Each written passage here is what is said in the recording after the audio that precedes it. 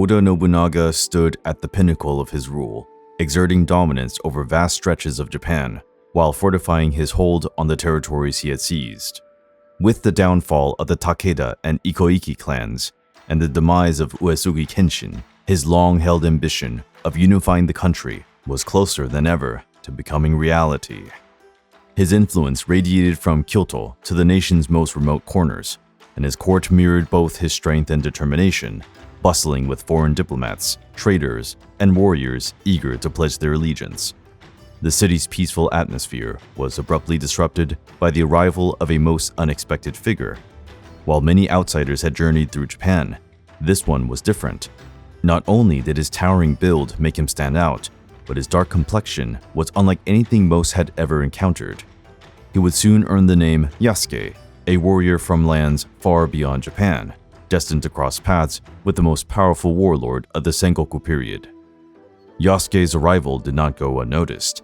He had set foot in Japan alongside Jesuit missionaries who had been in contact with Nobunaga for years and frequently introduced foreigners to his court.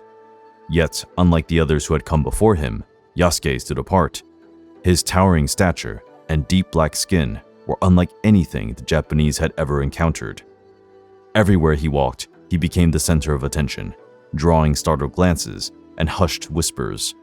It wasn't long before crowds began gathering around him, their expressions a mix of awe and disbelief.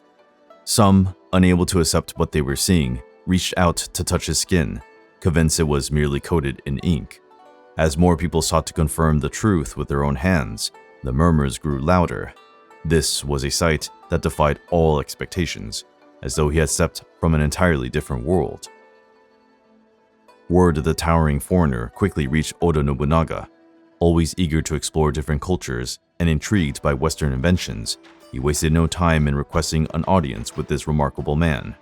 The Jesuits had already introduced firearms, new technologies, and foreign customs to Japan, but nothing compared to what they were about to unveil. Driven by an insatiable curiosity and a relentless pursuit of the unknown, Nobunaga commanded that Yasuke be brought before him. His court, long accustomed to hosting diplomats and emissaries from distant lands, braced itself for an encounter unlike any other. The powerful warlord, eager for answers, awaited the arrival of the man who had captured the city's attention. When Yasuke finally stood in Nobunaga's presence, the daimyo could hardly believe what he saw. He had witnessed countless marvels from the Portuguese and foreign merchants, yet never had he imagined someone like Yasuke could exist. Doubt flickered in his eyes. Was this some elaborate trick played by the Jesuits? His gaze meticulously examined every inch of Yasuke's form, searching for an explanation to the enigma before him. Skeptical, Nobunaga decided to put his suspicions to rest in the most direct way possible. He ordered Yasuke to be scrubbed clean. Perhaps, he reasoned, the man's dark skin was nothing more than a layer of paint applied by foreigners to impress him. Before the watchful eyes of the court, servants fetched water and vigorously washed Yasuke. Yet, despite their efforts, his complexion remained unchanged. The illusion Nobunaga had suspected simply did not exist. Impressed by Yasuke's formidable presence, unwavering posture, and sheer strength, Nobunaga's curiosity deepened. He sought to know more, where this man had come from, how he ended up in Japan, and what path had led him to this moment. What had begun as a mere curiosity now transformed into something more. Yasuke was no longer just an intriguing outsider, but someone worthy of Nobunaga's attention and trust. Fascinated by his presence and undeniable potential, Nobunaga made a bold decision. Yasuke would serve under him.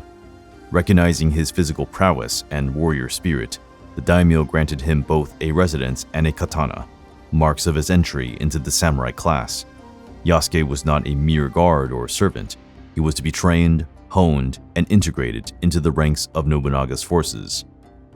With this newfound role, Yasuke swore loyalty to the Oda clan and was assigned to serve Nobutada, Nobunaga's son. Under this command, he immersed himself in training alongside seasoned warriors, sharpening his skills in swordsmanship and military tactics. His sheer strength and unwavering dedication soon earned him the respect of the Japanese samurai. Though they had first regarded him with skepticism, over time they came to see him not as an outsider, but as a true warrior among them. As time passed, Yasuke's role within the Oda clan grew beyond that of a mere warrior. His sharp mind, unwavering loyalty, and formidable combat skills earned him a place of trust beside Nobunaga. Always drawn to foreign cultures and eager to recognize exceptional talent, the daimyo began including Yasuke in key official duties. He accompanied Nobunaga to inspections of newly constructed buildings, participated in court ceremonies, and was present at high-level military councils. This increasing proximity between Yasuke and Nobunaga did not go unnoticed. Among the ranks of the court, longtime vassals who had fought for years to earn Nobunaga's trust viewed the foreigner's swift rise with suspicion. Some saw his position as an insult to samurai tradition, while others resented the attention and influence he had gained within the Oda clan. To them, the idea that an outsider could hold such favor with Japan's most powerful warlord was deeply unsettling. Whispers of discontent spread through the palace corridors. Doubts surfaced about whether Yasuke had truly earned his status, while others muttered that Nobunaga was placing too much faith in a man whose origins remained largely unknown. Yet, as always, Nobunaga disregarded conventional thinking. He continued to value Yasuke as one of his most trusted warriors, preparing him for even greater responsibilities that lay ahead. That loyalty was put to the test in 1582, when Yasuke joined Nobunaga's campaign against the remnants of the Takeda clan at the Battle of Tenmokuzan. Once a formidable force under Takeda Shingen's rule, the Takeda were now in steep decline, with Takeda Katsuyori struggling to keep his dynasty from collapsing. Determined to eliminate all remaining resistance, Nobunaga dispatched his forces, led by his son Nobutada, to besiege the Takeda's final stronghold.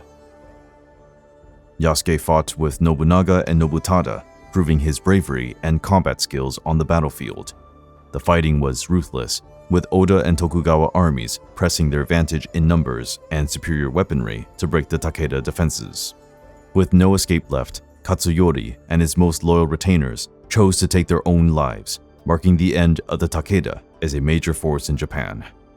The fall of Tenmokuzan solidified Nobunaga's dominance over central Japan. Yasuke, having once again demonstrated his worth as a warrior, gained further recognition within the Oda ranks, strengthening his status within the army. With central Japan now firmly under his control, Nobunaga set his sights westward, where the powerful Mōri clan remained one of the last formidable obstacles to his vision of unification. Holding vast stretches of land and controlling essential trade routes, the Mōri posed a serious challenge to his expanding empire. To confront this lingering threat, Nobunaga devised a strategy to encircle the Mōri through carefully orchestrated military campaigns. He sought to weaken their hold by capturing key fortresses and cutting off their supply lines, steadily tightening his grip on western Japan. The Mōri were the last great barrier standing in Nobunaga's path toward total domination.